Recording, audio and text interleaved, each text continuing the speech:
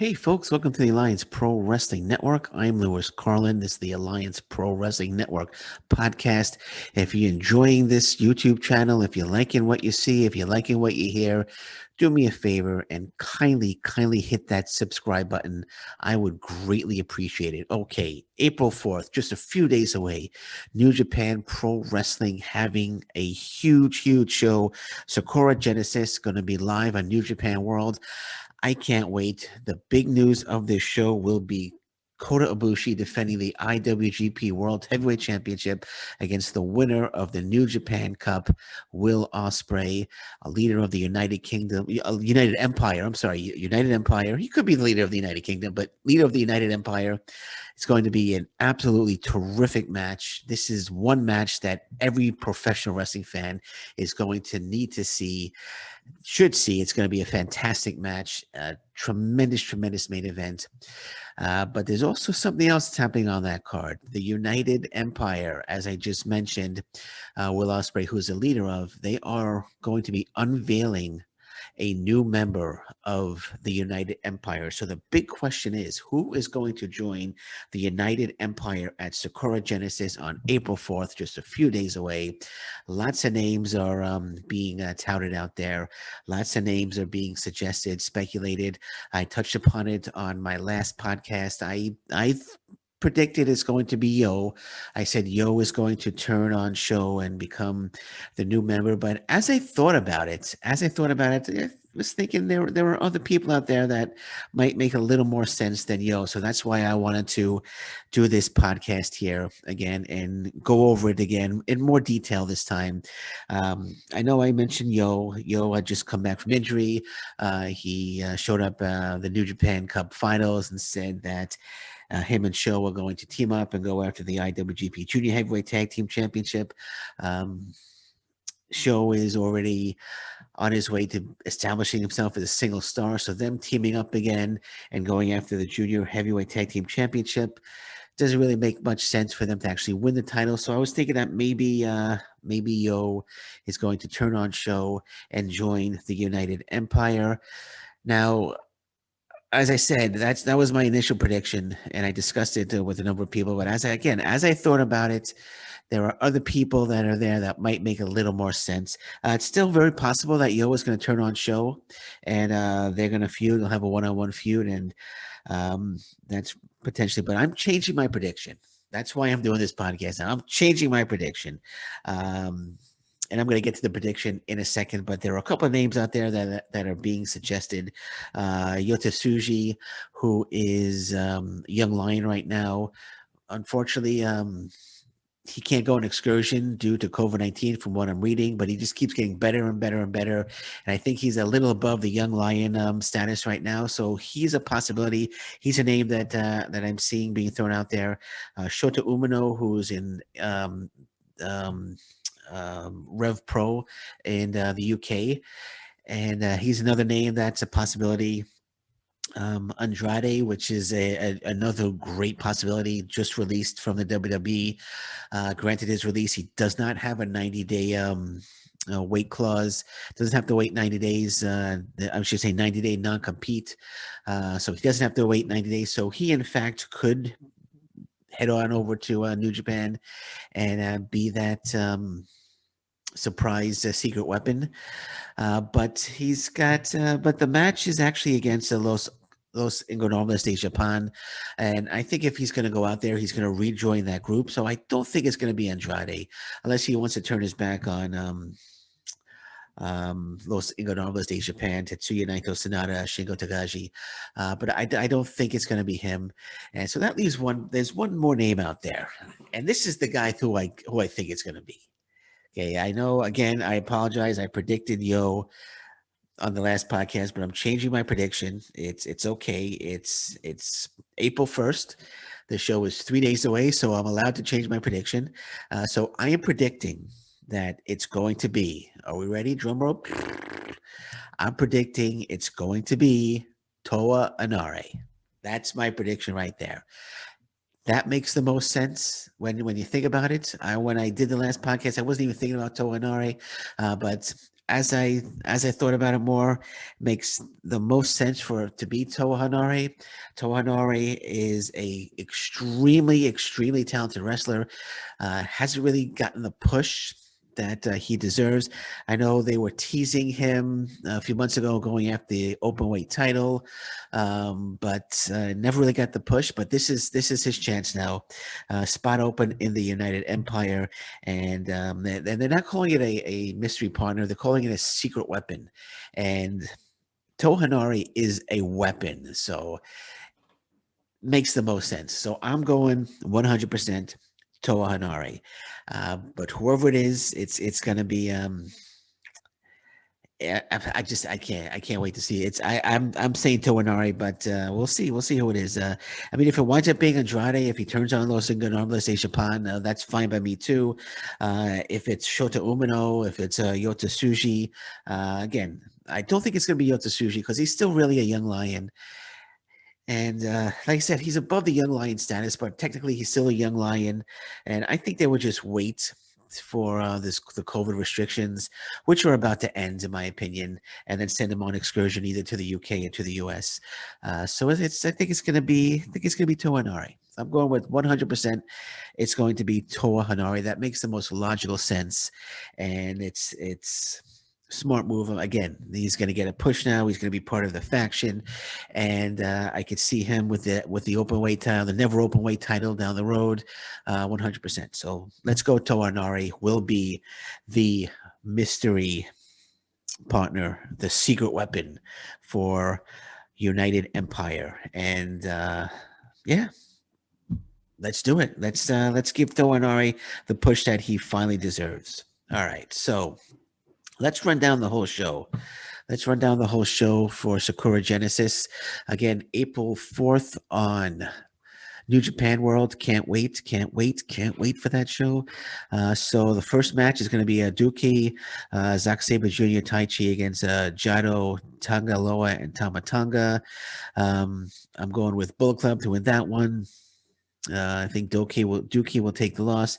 Then the second match, we have a 10-person match. It's Yoshihashi, Tomohiro Ishii, Hiroki Goto, Toriano, and Kazuchika Okada against the Bullet Club, Evil, Kenta, Yujiro Takahashi, Taji Ishimori, and Dick Togo. Dick Togo's taking the loss for the team, 100%. So I'm going to go with Team Okada. Shigo Takagi, Sanada, Tetsuya Naito, Los Ingobernables de Japan will be taking on Jeff Cobb, Great Okan, and the mystery secret weapon of the United Empire, who, again, I'm predicting is going to be Toa Hanare. Fourth match will be Satoshi Kojima and Hiroshi Tanahashi against Bad Luck Fale and Jay White. I'm going with Jay White and Bad Luck Fale to win that one. And then we have the fifth match, the 60-minute time limit match, IWGP Junior Heavyweight Tag Team Championship match. The champions, Yoshinobu Kanemaru and El Desperado, defending against Sho and Yo.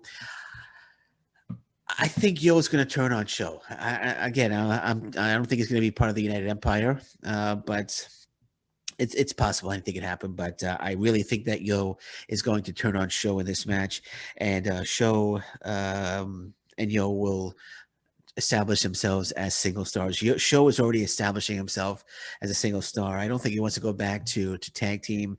Yo as well. You know, they've been a tag team for such a long time. I think it's time to break them up. Yo will be the heel, and Sho will be the face, and Yo will probably join up with one of the factions. Again, could be United Empire. My first choice could be correct, but we'll see. But I have a feeling that regardless of which faction he joins, that Yo is going to turn on Sho in this match. And then the main event, of course. Yeah, you got to see this main event. If you're a professional wrestling fan, you can't miss the main event.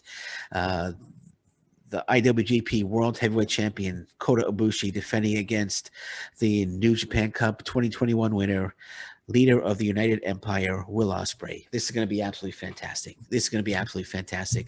Yeah, I can't say that enough. I can't wait. It's going to be match of the year, or match of the year candidate, of course, I should say.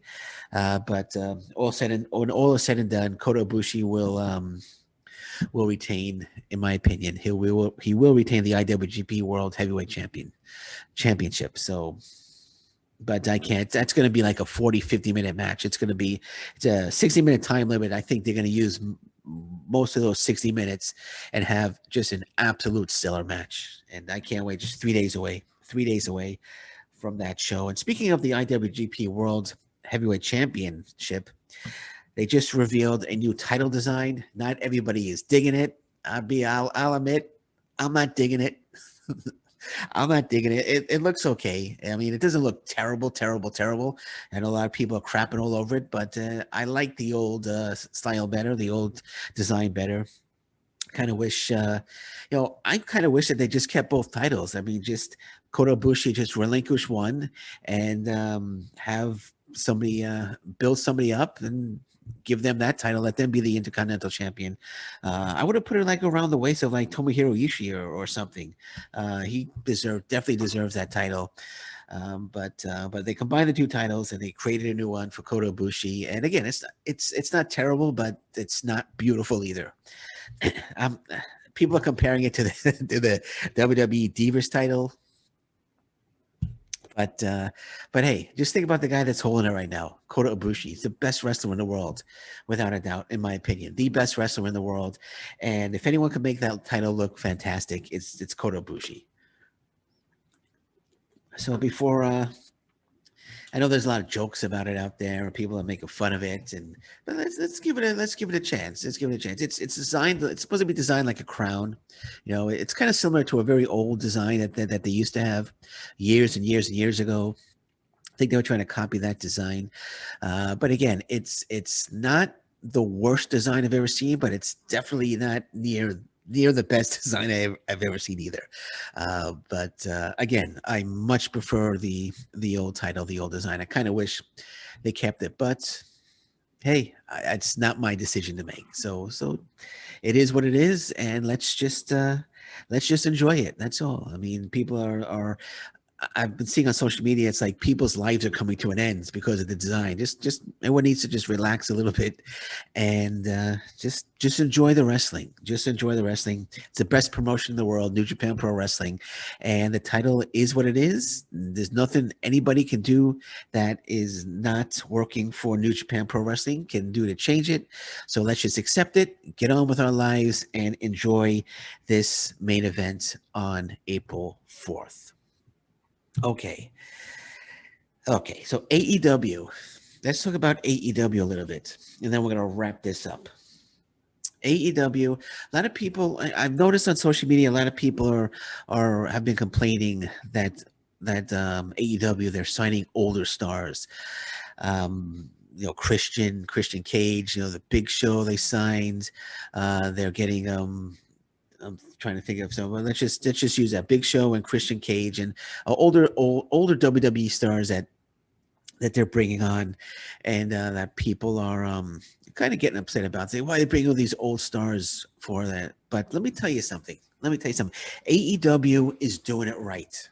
Okay, AEW is a terrific promotion, and they're doing it right. People are forgetting that while they're bringing in an older Christian Cage, while they're bringing in an older Big Show or Paul White, they're also bringing in top tier young talent on their AEW Dark and AEW Dark Elevation show. If you've watched those shows, the young talent that they bring in greatly outnumbers the older WWE stars that they're bringing in. So maybe we shouldn't complain so much. Maybe we shouldn't be whining about all the old stars that AEW are signing. First of all, I think it's a very smart move. Chris Jericho as well. We could use him as an example. I think it's very smart as well because while they're bringing in these older stars, they're bringing in the younger stars too. And you need the older stars as part of the promotion to mentor the younger stars. So it's very smart. They're doing it right. They're doing it right. Again, if you're worried about all the older stars that you're seeing on AEW, tune into AEW Dark, tune into the AEW Dark Elevation, and you'll see a lot of top tier young talent that they're showcasing on those shows. So AEW, Tony Khan, they're doing it right. They're doing a great job. They know what they're doing. And like I said, it is just a tremendous promotion. I've been watching more and more and more of it.